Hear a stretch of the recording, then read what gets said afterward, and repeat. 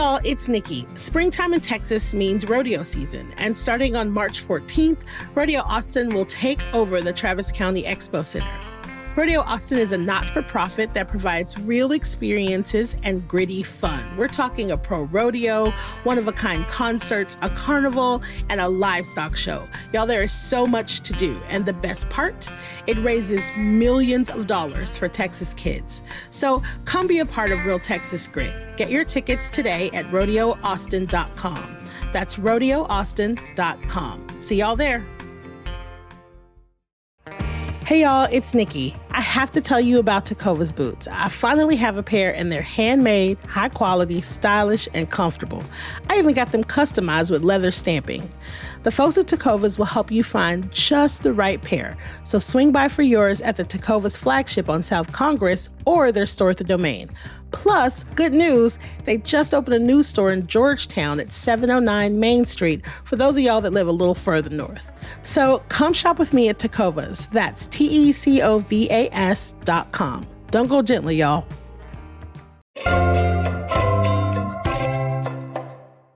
Today on CityCast Austin, y'all, we survived another freeze. And if you're like us, you were wondering if the Texas power grid was going to make it. Why do we still have so much anxiety about this? My guest today is here to help us process, or at least understand.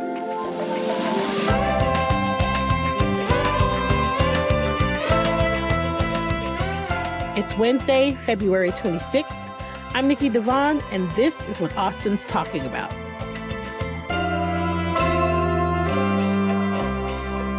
Hello, I am here with Mose Buchel, senior correspondent for KUT, that covers energy and environment, and host of The Disconnect. And season 3 is just out. So it's been 4 years since Winter Storm Uri knocked out power for days. Should we ever regain confidence in the grid? Because I just, fool me once, twice, 7 times. Shame on me. but you know what I mean? Like, absolutely. Should we have confidence in the grid? Yeah, I mean, I think you're definitely not alone with that. It's an interesting question because after 2021, the big question, which is really what you're asking, is like, is the grid fixed? Did they fix the grid? All the problems that went wrong in that massive winter storm, have they been corrected? And, what we've learned since then is that when you're trying to maintain an energy system, you're really kind of chasing a moving target. After the 2021 storm, the state put in some policies that probably helped things like winter, and critics will say policies they should have put in, years earlier, things like insulating power plants so they don't freeze up when it gets too cold, kind of simple fixes that were finally mandated after that tragedy. But what we've also seen in that time is energy demand continuing to grow in Texas. Keeping a stable energy grid is all about maintaining a balance between the supply that's available and the demand in real time. You always need to have the same amount of supply on the system as demand.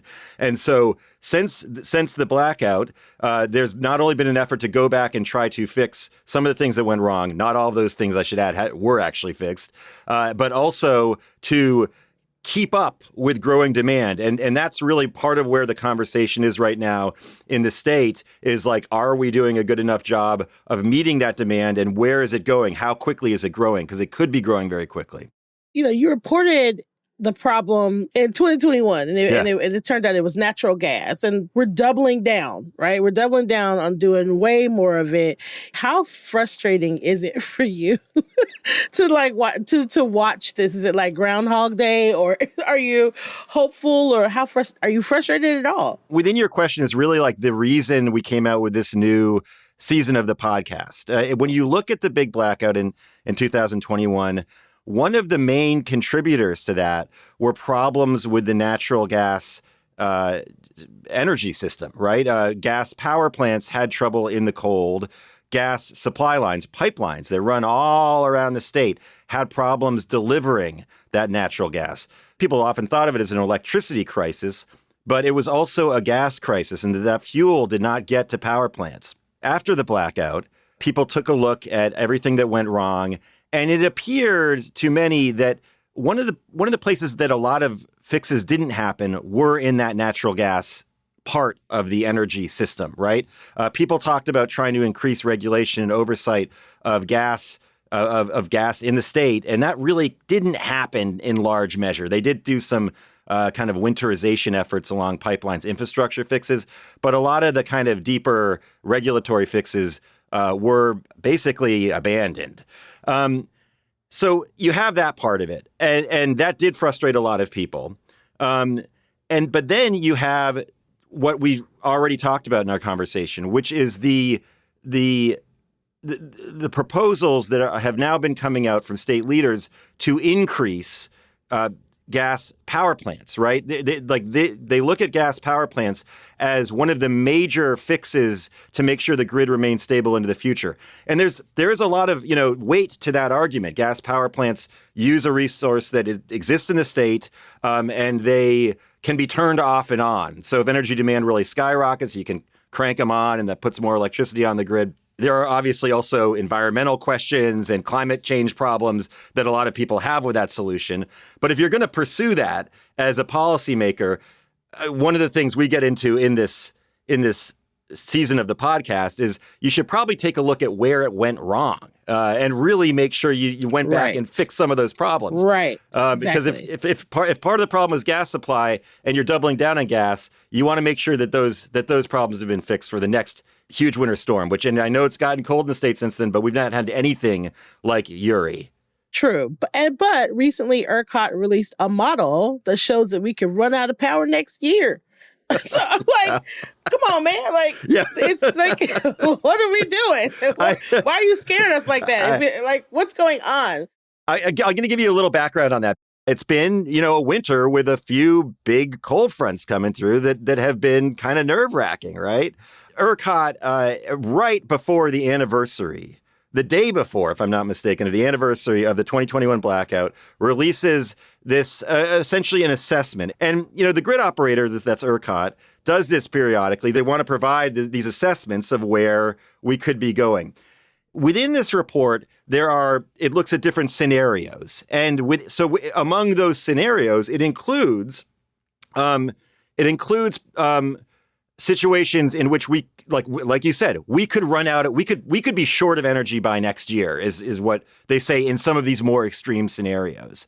Now, there's a lot of reasons to take that with a grain of salt. The analysts and experts I've spoken to, most of them do not think that that's anywhere close to a realistic assessment. But it totally freaked people out, and understandably. You often feel, if you're a Texan and you're following this stuff, you feel like you're getting conflicting messages sometimes, because you have state politicians, state leaders telling you, we have fixed the problem. The grid is better than it's ever been before. And those are more or less verbatim quotes from powerful people in state government. You hear that from time to time. And then you also hear things like this. You hear the grid is doomed because there's so much no more energy demand coming on. We need to do all these things to fix it. And now look, here's an ERCOT report showing that we could be in serious trouble. How are both of those things true at the same time? I think it perplexes and concerns a lot of people. And it's understandable to be perplexed by that. It's hard to, it seems contradictory. And it also seems, because I am always overly suspicious, it also seems like there's a reason. It's as early as next year, we could not have any energy. Should we be relying more on natural gas? And then I feel like there's someone lobbying for natural gas. It's like, we should tell them. It just makes me so suspicious. So I'm curious, who benefits, if anyone, by our stronger reliance on natural gas for power? There are people lobbying for all sorts of energy sources, and you can look at the power grid as a kind of arena, a battleground for market share, right? This is a market, an energy market, where you sell, well, in the case of ERCOT, you're selling electricity, and there's also a gas market in the state. So there are industries that are battling for share of that market. Some people look at this and they say it is ammunition for state leaders, for politicians, and for different sectors of the energy industry, like natural gas, to point to a report like this and say, look, a crisis could be looming and we are the answer. So, if you can have this kind of document, you can say, listen, now you really need us to come in. And to go back, the reason that this extreme scenario was included in this report was by mandate of the state legislature. So during the last legislative session, lawmakers told ERCOT, we would like you to come out with new scenarios that make different assumptions about how much energy demand is coming online. Okay. Essentially take a kind of like looser view of how realistic new demand could be. What the instructions essentially did was it told ERCOT to provide a scenario that assumed much greater demand coming on than they had previously done. A lot of people in industry, they kind of think that this way of looking at the future grid is garbage. It's worthless. These numbers are so inflated when they look at potential new energy demand that they don't really bring any value to planning. If you're like an energy company and you're thinking, I'm going to build a new power plant, well, you want to have real numbers. You don't want to have numbers that are, potentially inflated to serve somebody's political agenda. Right. And so it could be not very useful for them. If you're a scholar, you're studying the flows of energy around the state. Likewise, you want to have numbers that reflect reality. Yeah. And so I've heard that from people.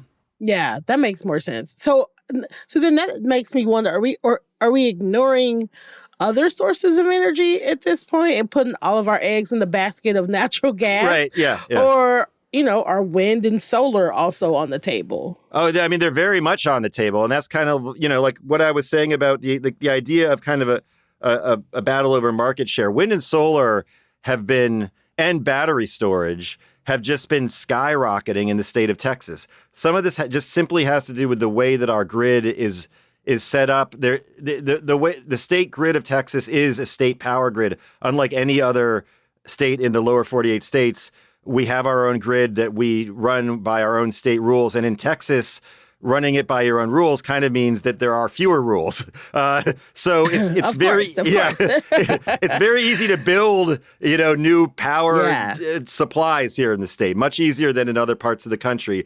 And what that has done has led to a boom in solar farms, battery storage, wind farms earlier on. And so our state is actually leading, in the country when it comes to renewable energy.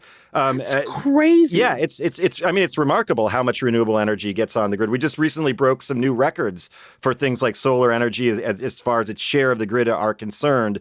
Some observers, some critics will look at what's happening in places like the state capitol now, and they'll say, one of the reasons we're seeing things like a big push for added natural gas resources is because the industry has seen this shift. There's a shift towards renewables.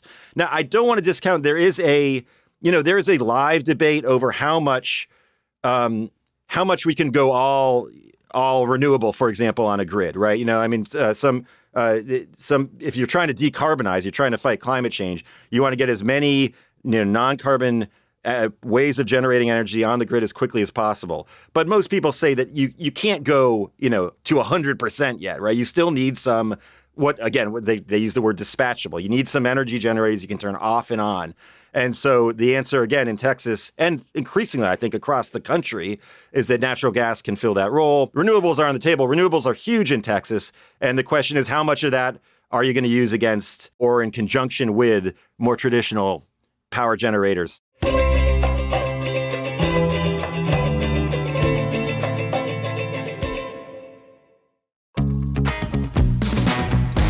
Hey y'all, it's Nikki. We sure do love our live music here in Austin, and musicals are no exception. So there's a Broadway show in town I have to tell you about. Jersey Boys is a Tony-winning hit that tells the legendary story of Frankie Valli and the Four Seasons, and it is on stage right now through March 2nd at the Zach Theater. It's a timeless, fun performance that celebrates friendship, fame, and iconic music. Plus, it is packed with chart-topping hits like Sherry, Big Girls Don't Cry, and my personal favorite, Can't Take My Eyes Off You. The leading man, Nick Anastasia, has a 1 in 10 million voice, according to the Austin American-Statesman. So don't miss out. Get your tickets at zachtheater.org. That's ZACHTheater.org. theater.org. And of course, I'll see y'all there. So the latest series of The Disconnect, you and your colleague go back in time and report on some crazy Texas history. And do you have a favorite story? And what do you think we should be learning from these history tales? I'm glad you asked that, because part of the mission of this podcast has always been to tell stories from history to kind of explain where we're at today. This season probably takes it to a new level. Like we get deep into history. We're telling a lot of stories from like the early days of oil and gas in the state, and they are crazy stories. It's totally like Wild West time. I love it. Yeah. And then we're slowly kind of getting close to the present day. We start with the tale of the East Texas oil field, which was at the time the biggest oil field ever discovered in the United States. It was discovered by a guy who's essentially a con man who had a kind of elaborate scam that he would pull on people where he'd take their money to look for oil, and then he would plan on never finding the oil, so he could just keep their money. That story alone is probably worthy of its own podcast series. But this guy ends up finding oil, and that sets off what was a mad rush. Oil fever sets in, and there's a mad rush to drill for oil all around this part of East Texas, where to the point to which eventually the state governor needs to send in National Guard troops. And there's essentially an occupation of an oil field and a kind of like war between these rogue oil men on one side and state troops on the other, trying to stop Texas oil production from getting too out of line. It's kind of wild to think about these days, where you can't imagine really the state stepping in and saying, "No, stop! You got to stop drilling for oil." In the era of drill, baby, drill, that it's quite a thing to consider. This battle was really the root of the way that we regulate oil, the agency that regulates oil in the state, and some of the ways that we still look at these energy systems today. It's a fascinating story. Wow. I don't know. I love this idea that a con man is just like, I'm not going to find any oil, and then finds it. I just picture this like old timey Texan, like, damn it. Like, just like, now I got to deal with this. There were reports that people watched him when he found out, and it doesn't sound like he was that happy. He seemed like he put on a brave face pretty quickly, but yeah. Oh my God. That's amazing. So, okay, now I have to stop being nosy and get back to the power grid. So what do we have to lose if the power grid is ignored? If we ignore it, what can we stand to lose? I mean, it seems like everything, right? I mean, this is not just like a question of for everybody, it is a question of them staying warm in their own houses or apartments or whatever. But it's also a question of the entire country falling apart. The power grid in Texas is essential to the maintenance of the entire United States. If we lose power in this state, it shuts down things like refining and energy production and 100 other things that the rest of the country depends on. There are petroleum pipelines, natural gas pipelines that reach all from Texas all through the rest of the country that are still depended on by all the rest of the country. An energy crisis in Texas spells extreme catastrophe for all those things. So when considered in that light, almost surprising that there hasn't been more federal movement to kind of come in. But there's always been, and as we get into in this podcast, great amount of tension between that federal regulation on one side and state regulation on the other. The energy grid right now it's non-negotiable. It has to stay with us, and it has to keep working. One of the interesting things is that, well, I don't want to get too far ahead, but there are a lot of people that can afford it can also create their own backups.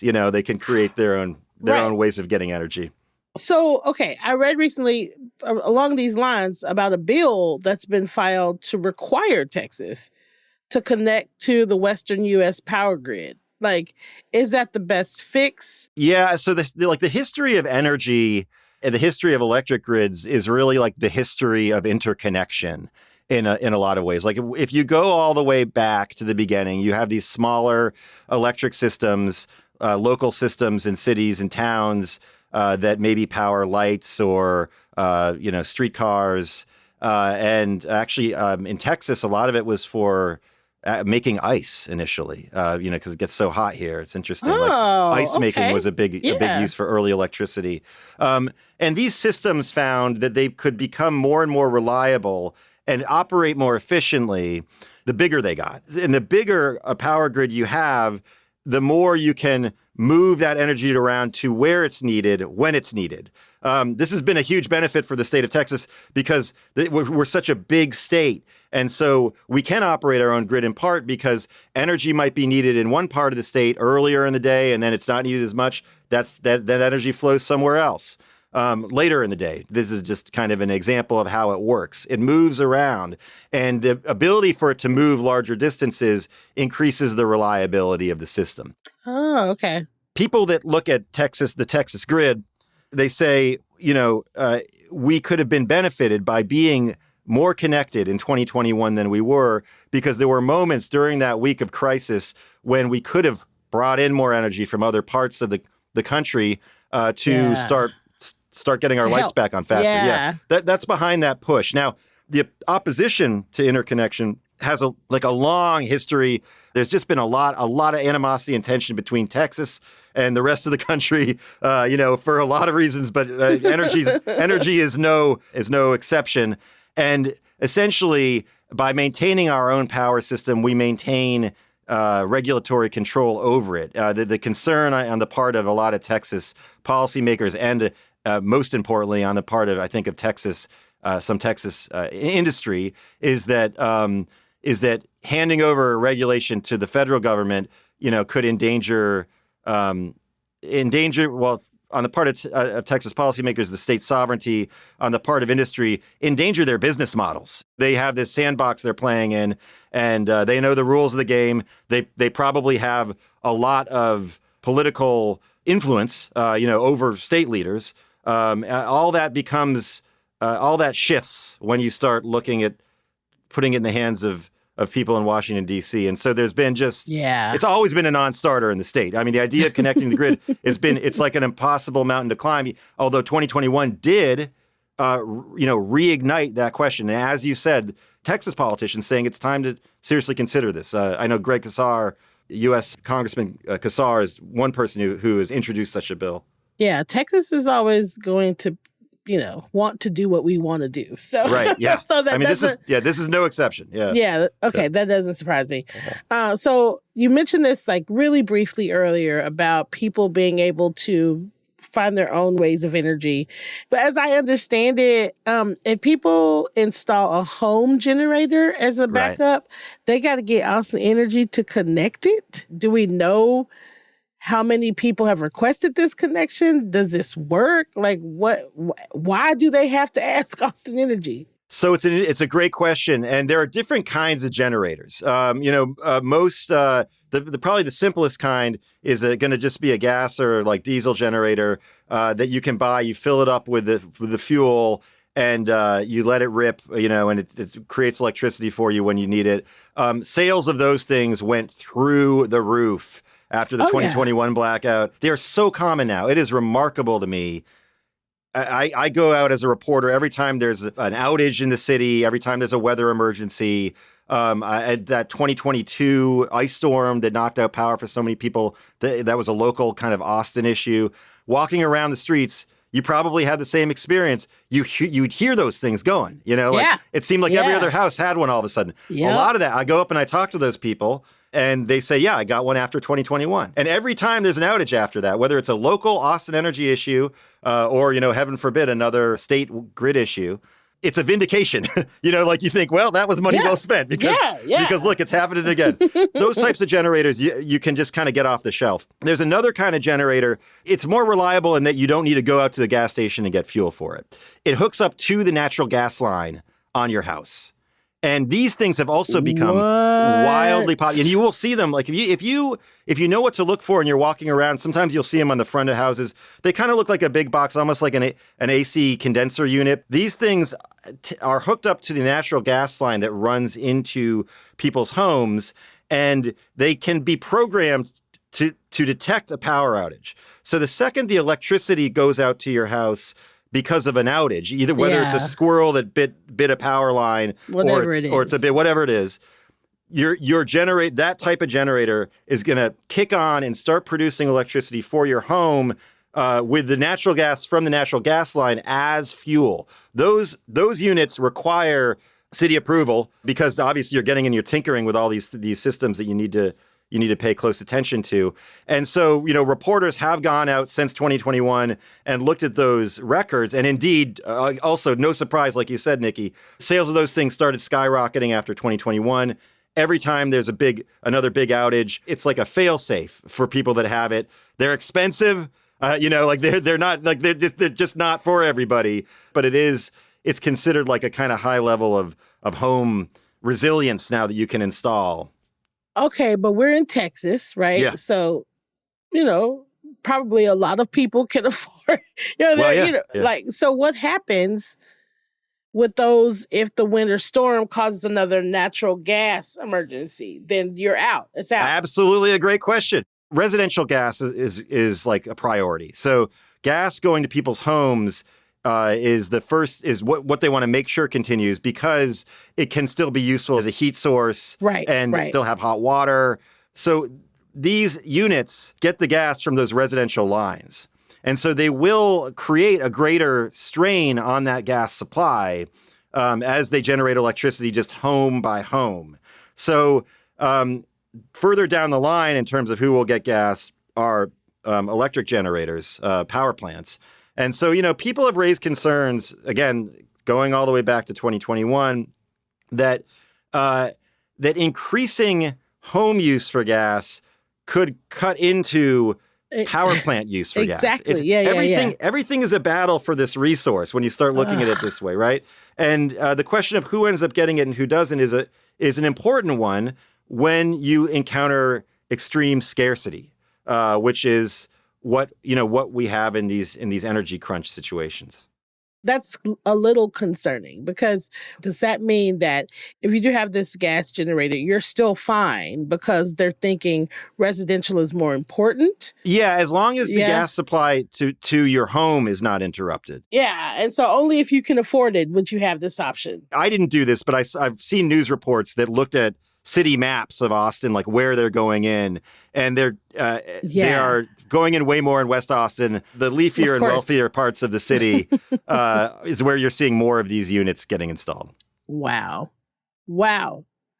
So, okay, I know you're not a weatherman, but I'm curious.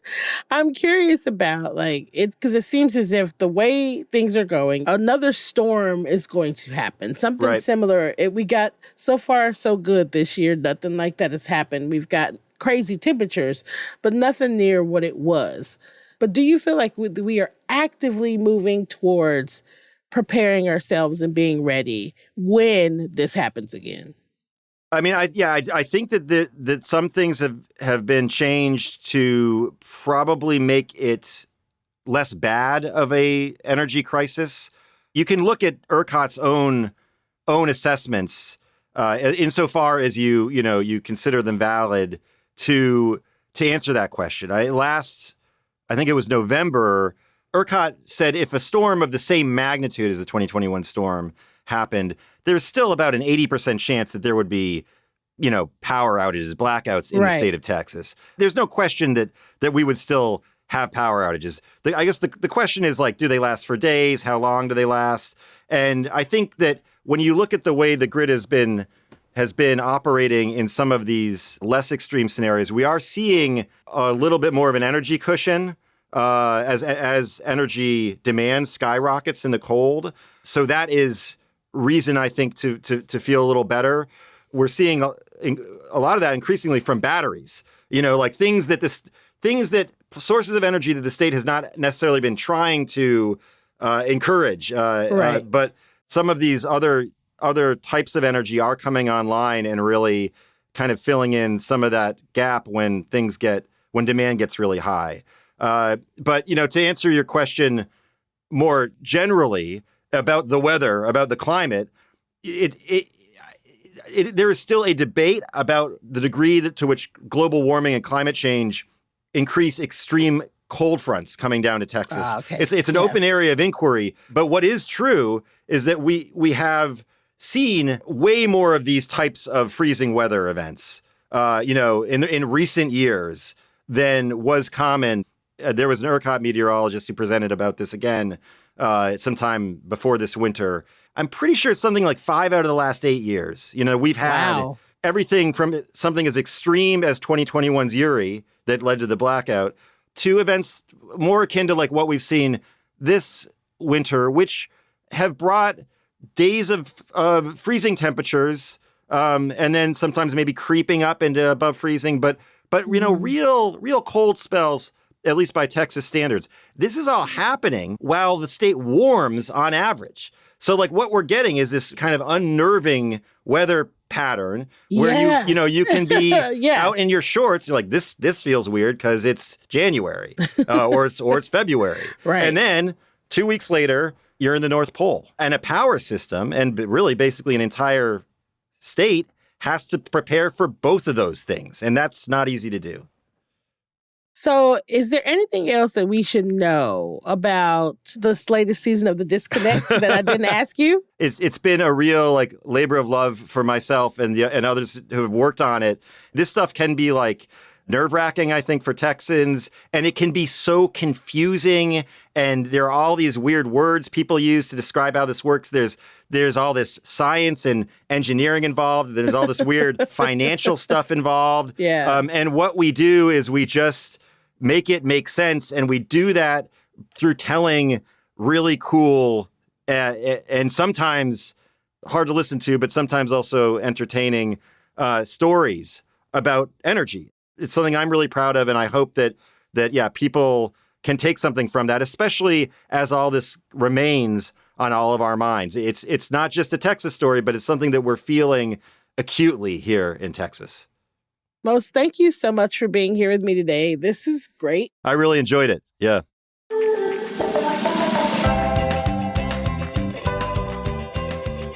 That's all for today here on CityCast Austin. You can find links to Mose's work and The Disconnect in our show notes.